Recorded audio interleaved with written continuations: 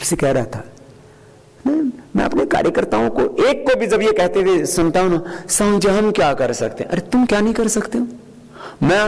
मैं अपने सभी कार्यकर्ताओं को भौतिक दृष्टि से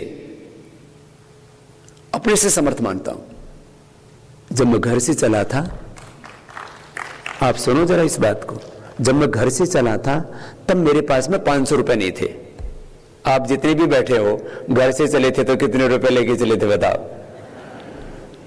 5000 तो कम से कम जेब में होते ही है। तो मेरे से कितना एडवांस हो आप लोग?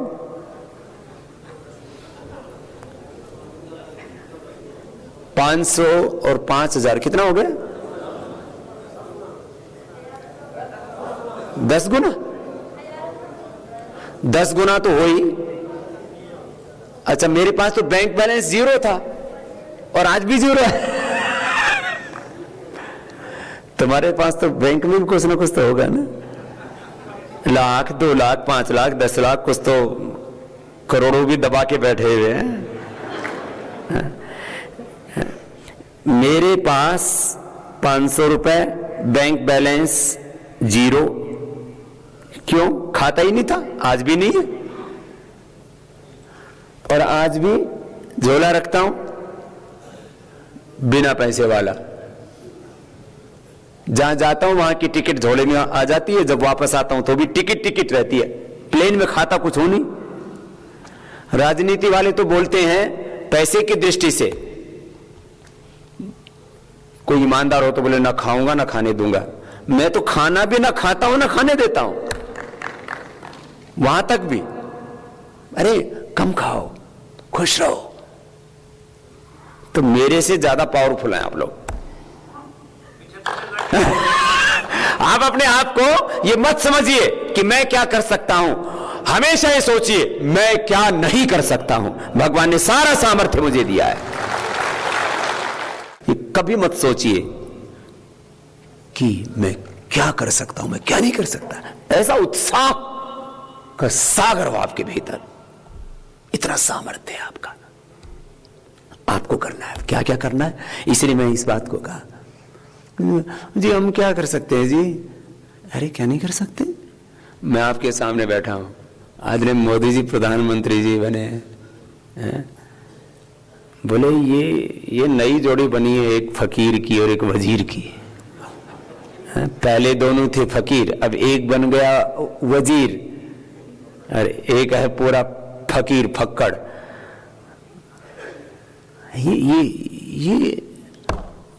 ये करेंगे क्या? मोदी जी के साथ में इस देश के जो, देखो हमको क्रेडिट लेने के लिए ये हम कुछ बातों को समझाने के लिए कहते हैं। क्रेडिट लेना, श्रेय लेना, आत्मश्लाघा, आत्म प्रशंसा करना, ये कोई मकसद नहीं होता है। मैंने कहा मोदी जी, देश को यदि बदलना है तो इस देश की जो भावनाएं हैं, अंतर्भाव हैं, उनके चित्त को जीतना पड़ेगा। बिखरे हुए लोग और अगड़े और पिछड़ों के नाम पर बटे हुए हैं। ये जो आज राजनीतिक दृष्टि से एक बात कह रहा हूं, ये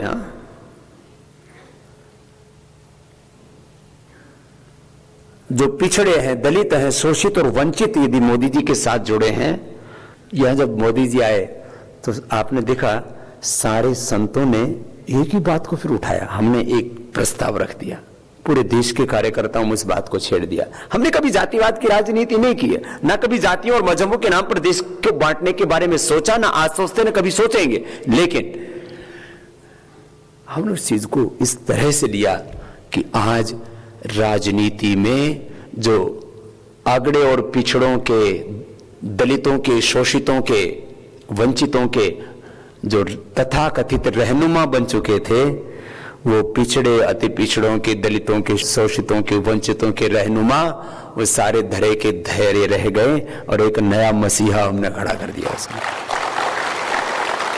तो चीजें ऐसे नहीं होती हैं। मैं इसके पीछे एक दृष्टि बता रहा हूं आपको।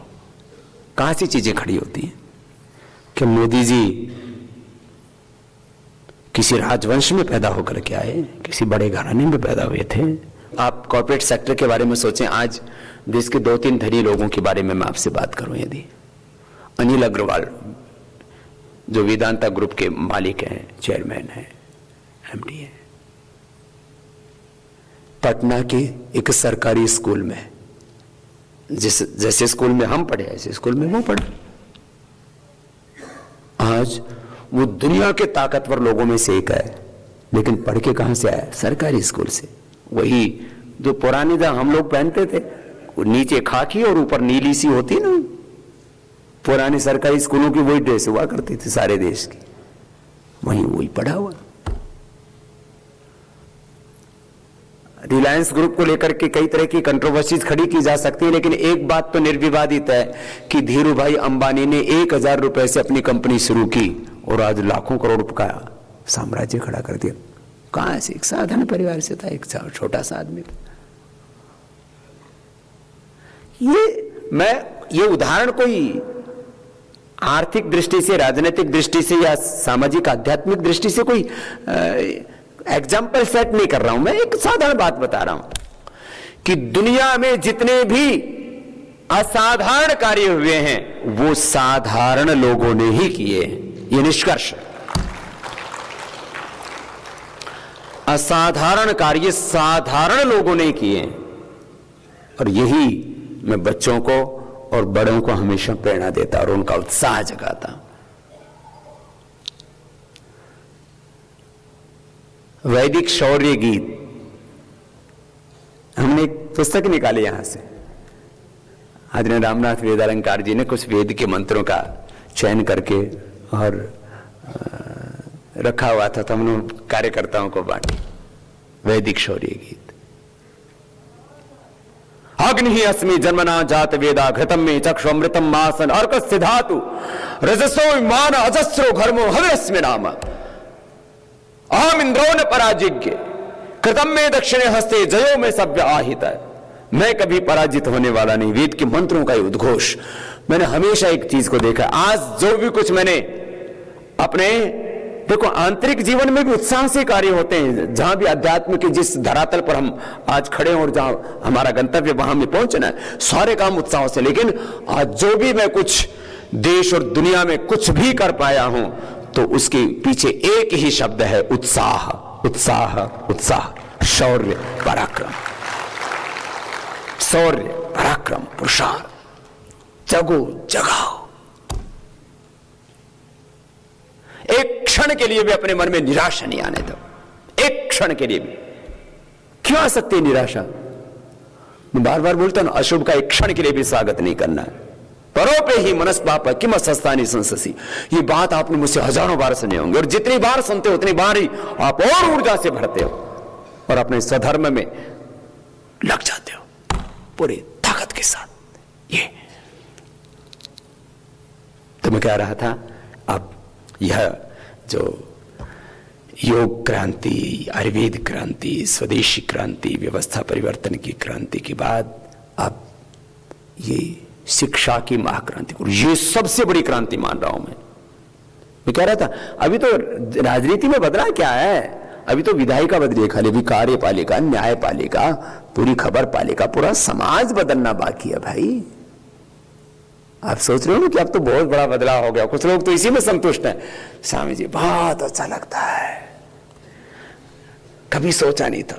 जो भी दुनिया के ताकतवर लोग, 99% लोगों ने मुझे रोका, बाबा बहुत बड़ा जोखिम ले रहे हो। मैं अपने कार्यकर्ताओं को हर मीटिंग में कहता था, बोले स्वामी जी आपने तो हमें समुद्र में मगरमच्छों के बीच में फेंक दिया, रोज लहो लुहान रहते हैं। मैंने कहा भाई बड़ा रिस्क लिए बिना कोई बड़ा काम आज तक हुआ ही नहीं है। रिस्क तो बड़ा लेना पड़ेगा। ये हेडलाइन है। ये जैसे मैंने कहा ना, जितने भी असाधारण कार्य हुए हैं, असाधारण, वो साधारण लोगों ने किए। और ये तो बिजनेस में, मैनेजमेंट में, पॉलिटिक्स में सब जगह बोला जाता है, बड़ा रिस्क मोल लिए बिना, बड़ा खतरा मोल लिए बिना आप बड़ा कार्य कर ही नहीं सकते। दुनिया का सबसे बड़ा हमने आयुर्वेद पर आधारित फूड पार्क बनाया, दुनिया का सबसे बड़ा। माने हिंदुस्तान में स्वदेशी की बात करीब 200 सालों से चल रही है, लेकिन उस स्वदेशी को जमीन पर पतंजलि योगपीठ में ही उतारा गया। बाकी वो खाली एक सपना था, एक ख्वाब था, एक दर्शन था, फिलॉसफी थी। वो उसको प्रैक्टिकल, विजिबल, इकोनॉमिक वाइबल नहीं बना पाए। योग एक सपना था, ख्वाब था। योग पूरी दुनिया को भारतीय ऋषियों की देन है, लेकिन वो जमीन पर नहीं उतरा। आयुर्वेद की हम बड़ी बड़ी बातें करते थे, लेकिन वो जमीन पर नहीं उतरा, वो उतर गया। जब फूड पार्क बना, लोगों ने कहा हमने सैकड़ों करोड़ रुपए बैंक से लोन ले लिया। कभी सेवा के लिए बैंक से लोन लेता है, और वो भी कई सौ करोड़ रुपए। बोले बाबा का दिमाग खराब हो गया। हमेशा मैं यही सुनता रहा हूं। अब थोड़े दिनों से लोग कहते हैं ना, बाबा का दिमाग तो ठीक ही था। अब नहीं कह रहे। अब तो जो कभी दर्शन नहीं देते थे, वो भी दर्शन देते हैं। उनको भी हम बहुत आदर करते। ठीक है,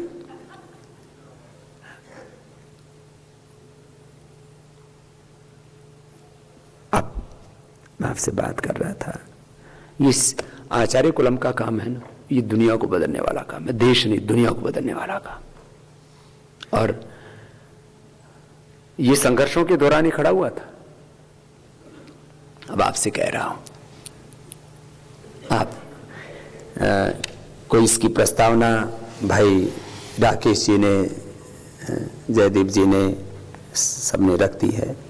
मैं इसके कुछ बिंदुओं पर जो है प्रकाश डालना चाहूंगा, और इसको हम आगे लेकर के चलेंगे। अब आगे के बड़े प्रोजेक्टों में यही सबसे बड़ा प्रोजेक्ट। जैसे क्या होता है, कभी जब हम कोई कार्य कर रहे होते हैं ना, तो उसमें कुछ हमारी सर्वोच्च प्राथमिकताएं होती हैं। सर्वोच्च प्राथमिकताएं जब तक हम तय नहीं करते हैं, तो पहले जो है योग, आयुर्वेद, स्वदेशी, व्यवस्था परिवर्तन, ये चारों पर एक साथ फोकस था, और ये हमारी प्राथमिकताएं थी। लोग इसमें बहुत तरह के, पूरी दुनिया के जो अपने आप को ये समझते हैं कि दुनिया वही चला रहे, वो आकर के हमको सलाह भी देते थे, बाबा जी 1 पर फोकस करो, 2 पर फोकस करो, 3 पर करो, 4 पर करो। आंदोलन के दौरान भी हमसे इतने लोग बोले, बाबा जी देखो ये लोग आंदोलन में सफल हो गए, इनकी जय जयकार हो रही है, इन्होंने अपने आप को लोकपाल पर केवल फोकस किया। आपका काला धन भी, भ्रष्टाचार भी, व्यवस्था परिवर्तन भी, ऐसा थोड़ी ना होता है। आप जरा कुछ लोगों की सलाह सुनिए। अब वो कहां वो लोकपाल गया, कहां लोकपाल वाले गए। ये मैं इसलिए कर रहा हूं ना, तात्कालिक रूप से सफलता और विफलता से कभी भी व्यक्ति को, या देखने में ना कोई चकाचौंध में कुछ चीजों में बहना नहीं चाहिए। थोड़ा गंभीरता से सोचो। पारखी दृष्टि होनी चाहिए, पारदर्शी दृष्टि होनी चाहिए, दूर दृष्टि होनी चाहिए, आर पार देख सकें। दृष्टिकोण बहुत बड़ी चीज है। कहते हैं ना, जैसी दृष्टि, ये बहुत बड़ा शब्द है, दृष्टि और सृष्टि वाला। तो जो अभी हमारी सर्वोच्च प्राथमिकताएं क्या हैं, तो हमने 3 प्राथमिकताएं तय की हैं। स्वस्थ भारत, ये तो छूटेगा थोड़ी, ये तो और बढ़ेगा। स्वस्थ भारत, मोदी जी ने मुझसे पिछले दिनों जब प्रधानमंत्री बनने के बाद भी करीब 1.5 घंटे की मुलाकात थी, कई संदर्भों में बातचीत की, अलग अलग विषय थे, डिफरेंट सेक्टर्स के बारे में बात की, लेकिन उसमें फिर ये भी मुद्दा आया, ये तो स्वच्छ भारत मिशन तो लॉन्च तो अब किया ना। मुझसे बोले, स्वामी जी इस बारे में मुझे आपका सहयोग चाहिए। मैंने कहा, आप जो आपका सहयोग हम कर सकेंगे उसके लिए तैयार हैं। तो बोले, स्वामी जी आप स्वच्छ भारत मिशन को भी साथ में लेकर के चलें तो मुझे प्रसन्नता होगी। तो उन्होंने कहा, हम पर यदि भरोसा किया है, तो हमने कहा कि ये कोई व्यक्ति का काम थोड़ी है, तो ये देश के सम्मान और स्वाभिमान का काम है कि पूरी दुनिया में भारत स्वच्छता में भी दुनिया से आगे हो। ये पवित्र देश है, तो भौतिक रूप से भी पवित्र हो, आध्यात्मिक रूप से तो पवित्रता की पराकाष्ठा है। तो स्वच्छ भारत, उसके लिए योग, आयुर्वेद, प्राकृतिक चिकित्सा और तन का, मन का स्वास्थ्य है। काला धन के साथ साथ काला मन भी हो गया है ना लोगों का, तो काला धन तो लाना ही है, काला मन भी ठीक करना है ना। तो स्वस्थ भारत, स्वच्छ भारत। और तीसरी हमारी सर्वोच्च प्राथमिकता, इन तीनों पर हम अपने आप को पूरी तरह से फोकस किए हुए हैं, और इसी दिशा में अपने को आगे काम करना है। स्वस्थ भारत, स्वच्छ भारत और शिक्षित भारत, ये तीन अपने मुख्य लक्ष्य होंगे। और अब इन तीनों के द्वारा एक और बहुत बड़ी छलांग आप सब लोगों को लगानी है और दुनिया के इतिहास में एक और स्वर्णिम अक्षरों में आपको सेवा दर्ज करानी है। ये रिकॉर्ड कोई पुरस्कारों के लिए नहीं, कोई पैसे के लिए नहीं। मैंने कहा ना, हमारी सबसे बड़ी संपत्ति, हमारा परमानेंट एसेट क्या है? सेवा। ये हमारा सेवा, इस बात से। बाकी तो ठीक है ना, घर परिवार का गुजारा हो रहा है ना, पहनने के लिए दो कपड़े, एक दो साड़ी सूट मिल रहे हैं ना, ठीक है ना। जीवन के लिए जितना नितांत आवश्यक है उतना तो हाथी से लेकर के चींटी तक, एक दरिद्र से लेकर के एक धनवान तक सबको मिलता ही है ना। जीवन के लिए नितांत आवश्यक कितना होता है, बाकी जो है सब सेवा के लिए। ऐसी भाव चेतना स्वयं में जगानी है और औरों में भी जगानी है। करना कराना, ये हमारी संस्कृति का मूल मंत्र है। खुद सेवा करना, औरों को सेवा के लिए प्रेरित करना, खुद योग करना, औरों को सेवा प्रेरित करना, ये करना कराना ये काम है। तो हमारी सर्वोच्च प्राथमिकताएं कितनी है अभी? बोलिए, स्वस्थ भारत, दूसरा और तीसरा। तीन बातें तो एकदम से रिकॉर्ड हो जाती है। इससे आगे जो है ना, फिर फ्लॉपी में थोड़ा गड़बड़ हो जाती है और फिर घुसाओ भी तो फिर डिलीट हो जाता है। अब इस शिक्षित भारत के लिए सबसे बड़ा अभियान होगा ये आचार्य कुलम। और आचार्य कुलम के, मैंने कहा 500 आचार्य कुलम तो पतंजलि योगपीठ से संचालित होंगे। उसका मुख्यालय तय कर लिया जाएगा। अभी तो हरिद्वार रहेगा, हो सकता है कुछ दिन बाद दिल्ली चला जाए, क्योंकि पूरी दुनिया के लोग वहां पर आते हैं। तो आध्यात्मिक की दृष्टि से तो हरिद्वार वर्ल्ड की स्पिरिचुअल कैपिटल है, लेकिन बाकी राष्ट्र के अभ्युदय के लिए जितने कार्य करने हैं उसके लिए दिल्ली में भी केंद्र हो सकता है। और उसके प्रस्ताव भी मेरे पास में आ चुके हैं, दिल्ली से, गाजियाबाद से। अभी जैसे हमने ये आचार्य कुलम की चर्चा शुरू की है, भाई अनिल अग्रवाल जी जिनकी मैं बात कर रहा था, उन्होंने कहा बाबा जी आपको 500 आचार्य कुलम बनाने हैं, उसमें मुझे आप जिस सेवा के लिए कहोगे उस सेवा को करने के लिए मैं तैयार हूं। एक आचार्य कुलम की भूमि देने वाले भी बहुत से लोग तैयार हैं। वो तो भूमि के लिए तो इतने प्रस्ताव आ रहे हैं। जैसे ही मैं पहुंचा यूरोप की यात्रा के बाद, एक भाई बुलंदशहर से आया, कितने बुलंद इरादे उसके देखिए। उसके करीब जो है 17 एकड़ कितनी जमीन, करोड़ों रुपए उसकी कीमत है।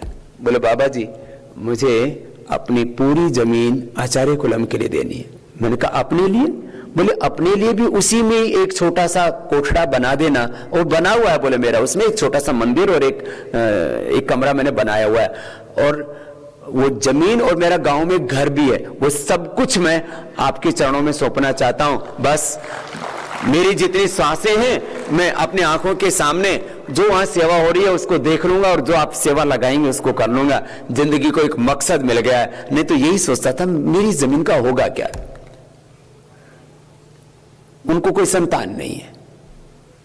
बोले बाबा जी लोग एक दो संतानों के लिए इतना मोह रखते हैं कि अपनी भी दे के जाते हैं और इधर से भी, इधर उधर से कुछ ईमानदारी से कोशिश करते हैं, इधर उधर से कुछ जो है छीनते भी हैं, और सब अपनों को दे करके जाना चाहते हैं।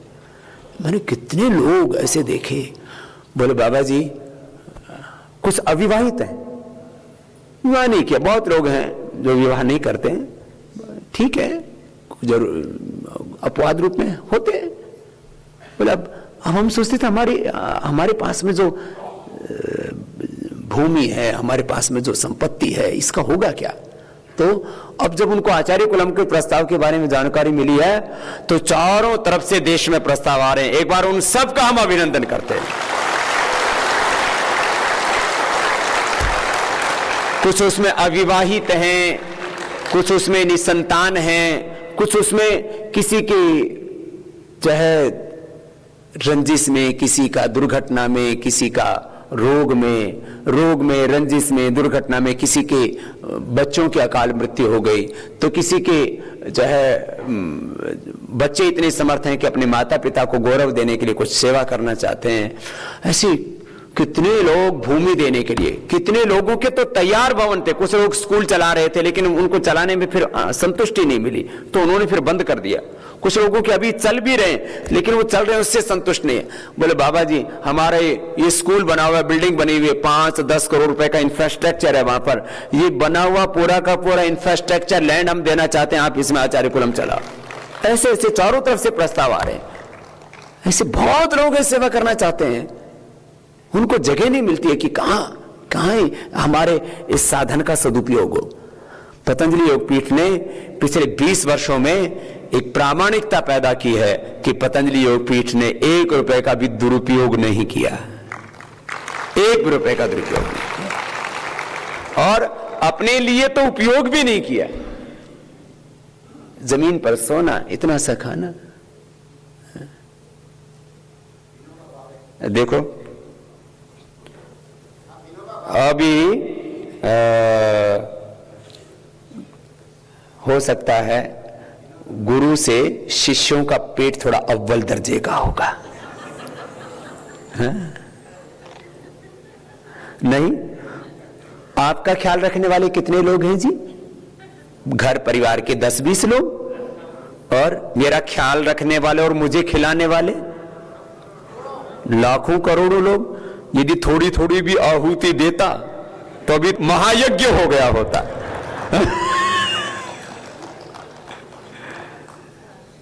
बात एक पेट की नहीं है, मैं एक बात कर रहा हूं कि लोगों के भरोसा, विश्वास कि पतंजलि योगपीठ में हमने जो भी दिया, सब लोगों को गौरव है कि हमारा पैसा इतने पुण्य में लगा है, यह संतुष्टि। तो इसमें भूमि के रूप में सहयोग करने वाले, भवन के रूप में सहयोग करने वाले, वाहन के रूप में, क्योंकि एक आचार्य कुलम में कैपेसिटी करीब 1000 विद्यार्थियों के हम रख रहे हैं। फर्स्ट स्टैंडर्ड से, कक्षा 1 से और 5 तक शुरू करेंगे, फिर वही बच्चे ऊपर जाएंगे क्योंकि इसका सिलेबस भी बहुत ही साइंटिफिक, बहुत ही एडवांस होगा, एकदम सब चीजें 100% साइंटिफिक और जो है लेटेस्ट, एकदम एडवांस। और उसमें जो है अभी भी जो आचार्य कुलम चल रहा, पूरे देश और दुनिया के लोग आकर के देखने लगे और सब एक बात कह के जाते हैं, जैसा आचार्य कुलम चल रहा है ऐसा कोई शिक्षा संस्थान देश में नहीं है, जैसा योगग्राम चल रहा है ऐसा नेचुरोपैथ का कोई संस्थान पूरी दुनिया में नहीं है, जैसा योग का संस्थान पतंजलि योगपीठ है ऐसा पूरी दुनिया में कोई नहीं है, जो फूड पार्क चल रहा है ऐसा आयुर्वेद पर आधारित फूड पार्क पूरी दुनिया में कोई नहीं है। ये होती है विश्वसनीयता, ये होती है प्रामाणिकता। देखो किसी भी फील्ड में नंबर 1 होना ना बहुत गौरव की बात होती है किसी भी आदमी के लिए, हेल्थ में, फिटनेस में, पॉलिटिक्स में, कॉर्पोरेट्स में, है ना भाई। पहला नंबर किसका है भाई? दुनिया का सबसे धनवान, दुनिया का सबसे शक्तिशाली, दुनिया का सबसे बड़ा विद्वान बनने का गौरव एक अलग होता है। तो आज योग के क्षेत्र में, आयुर्वेद के क्षेत्र में, प्राकृतिक चिकित्सा के क्षेत्र में, स्वदेशी के क्षेत्र में और अब तो शिक्षा के क्षेत्र में भी जो पतंजलि योगपीठ से कार्य हो रहा है वो प्रथम कोटि का कार्य हो रहा है, प्रथम कोटि का कार्य। ये है हमारा गौरव। जो कार्य हो रहा है वो प्रथम कोटि का हो रहा है। और ये प्रथम कोटि का कोई मेरा या श्रद्धेय आचार्य भाष्य जी महाराज जी का, श्रद्धेय गुरुदेव आदि पतंजलि योगपीठ में जो यहाँ बड़े रूप में अपनी सेवाएं दे रहे, मात्र उन्हीं का इसमें योगदान नहीं है।